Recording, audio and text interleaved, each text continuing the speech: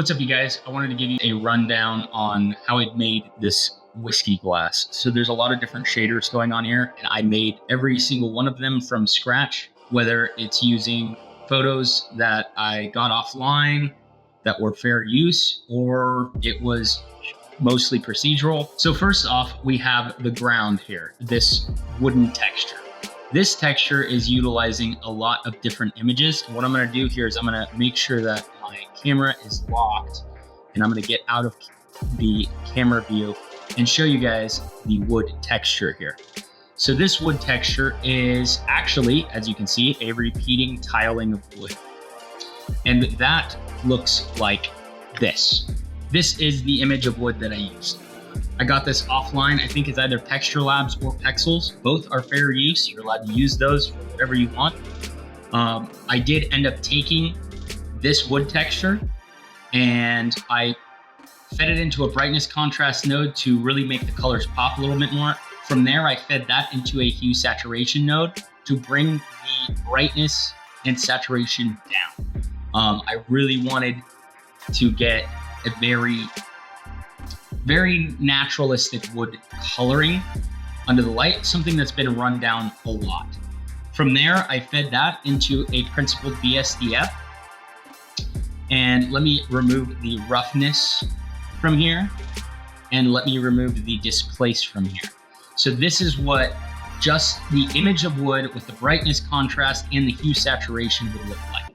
This is no displacement, nothing happening, just the image of wood. It's very nice, it's subtle, it's kind of red and a redder color, a little bit of yellow in it. I'm going for a bar scene because I have a glass of whiskey, right? All right, so now let's do roughness. The roughness is a convoluted group of things here. So we have right here, this is a mask for this water stain here. I wanted this water stain, this wetness stain to be shiny. So what I did is I made a circle, and that circle is turning on this texture. So this texture is set to black and white. It's just a coffee stain I have tiled. And what it's doing is it's saying, hey, whatever is going into, whatever is white in this circle, I want to show this texture. That's all it's doing. And then this texture is also set black and white. So wherever this texture is shown, the ring will be shiny and everything else will not be, giving the illusion of a spill.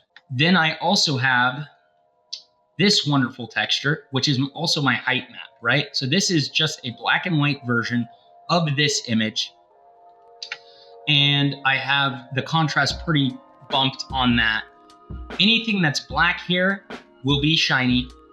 And I wanted the nails, because these are nail holes. Nails are made out of metal. They're usually shiny. But also I have some of the planks a little bit on the darker side to give just slight reflection, because everything's reflective. It just matters on how much bump and how much bump is there. So is it a rough texture? It's going to be less shiny because it's going to diffuse light. If it's very smooth and not rough, obviously it will be very shiny. So everything reflects the same amount of light. It's just how many bumps are diffusing the light versus how little bumps are reflecting the light.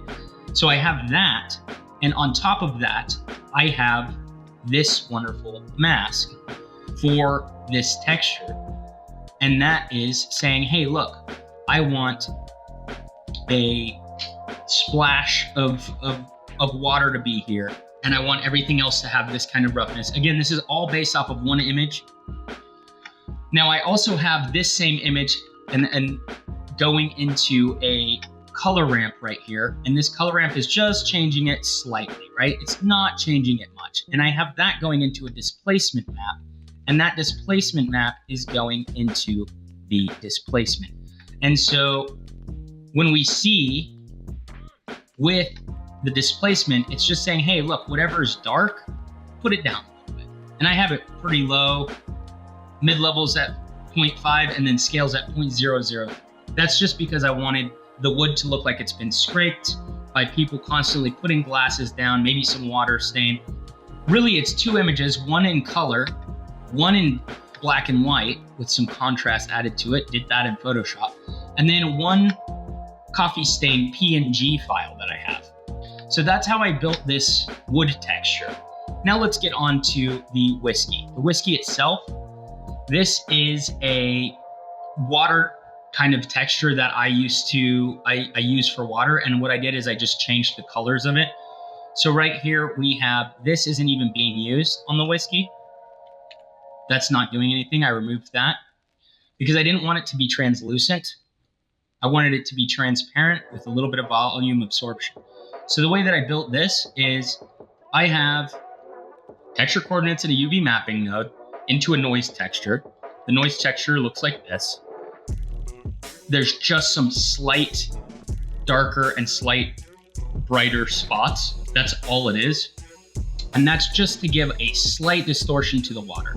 I plug that into a color ramp, and that color ramp, what it's doing is just crunching it down a little bit, just to set some slight distortion on the surface of the liquid, so that when we look at the base shader, light's going to kind of reflect differently. If it's perfectly mirrored, it just wouldn't seem realistic. From there, I have that plugged into the normal of this BSDF, and then I realized that light that went in wasn't transparent enough, so that's where I took a mix shader and I added in this transparent BSDF. This transparent BSDF looks like this. And I'm just mixing that at 50%. Now, one thing I did notice when I was doing this is I wanted a little bit more of an absorption the further back into the liquid that we got. And that's where I added the volume absorption node. And from there, we get kind of this all encompassing build of a liquid that in the final result, I think matched whiskey pretty well. Now that those are done, the glass shader is glass BSDF. I have that set to 0 saturation and the value's at 1.244, which doesn't make sense because I think it's supposed to just be 1. I don't know why it's showing up like that. I think that's a bug. That's fine. The IOR, 1.5, that is the IOR of glass. Now, one thing I did do is on the roughness of this, I put in this image that I used around the glass because it's got a bunch of fingerprints and things like that. And I wanted the glass to look like someone had held it.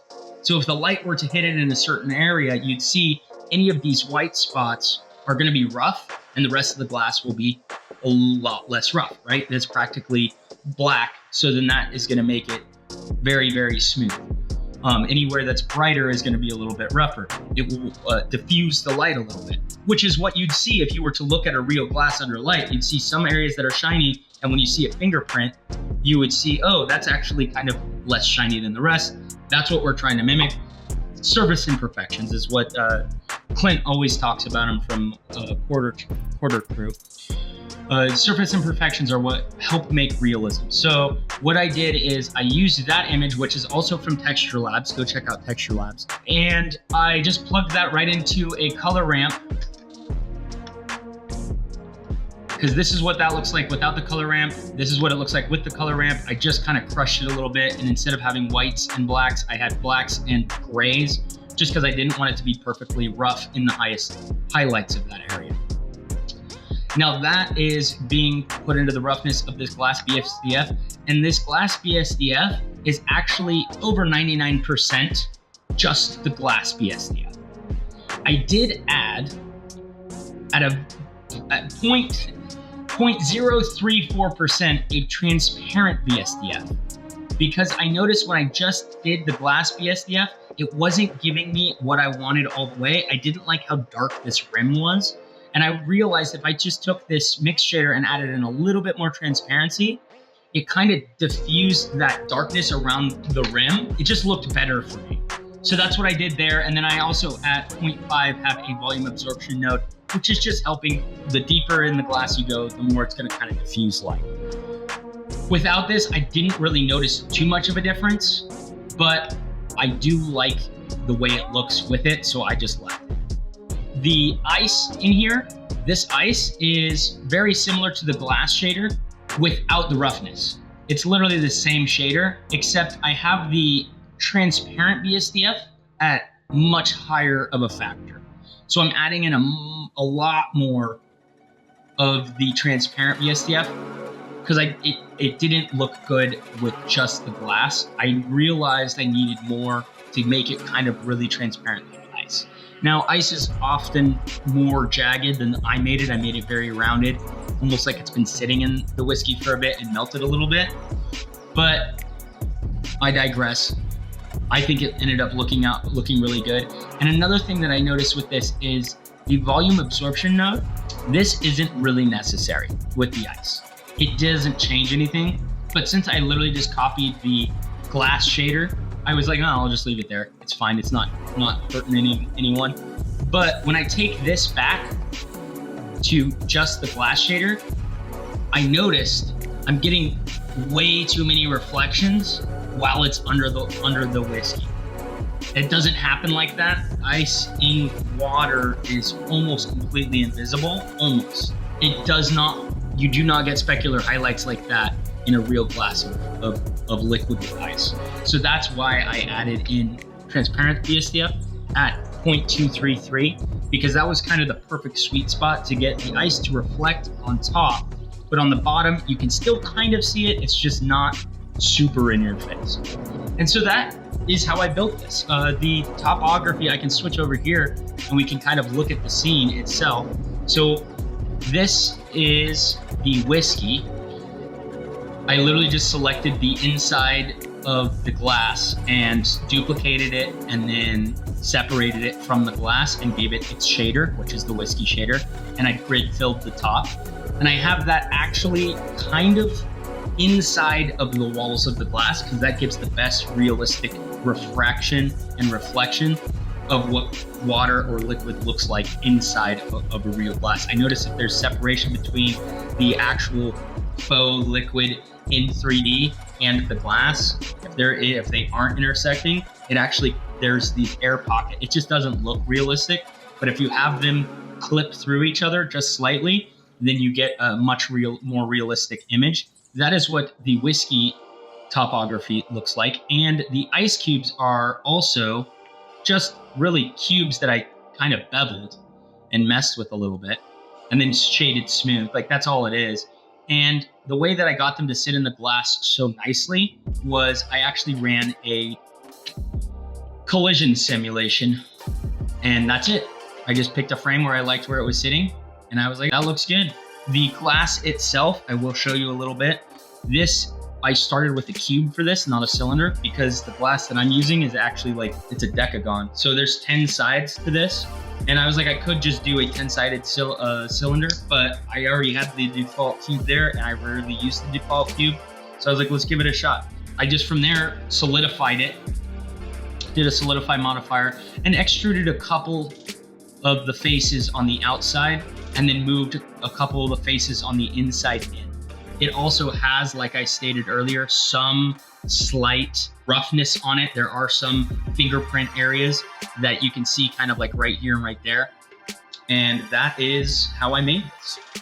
If you want to see me make this stuff in real time, I did do this whole project on stream. It was like a 2-hour stream. So you can hop in, you can kind of see me work in my own workflow. Come check out the Twitch, you guys. Have a good afternoon.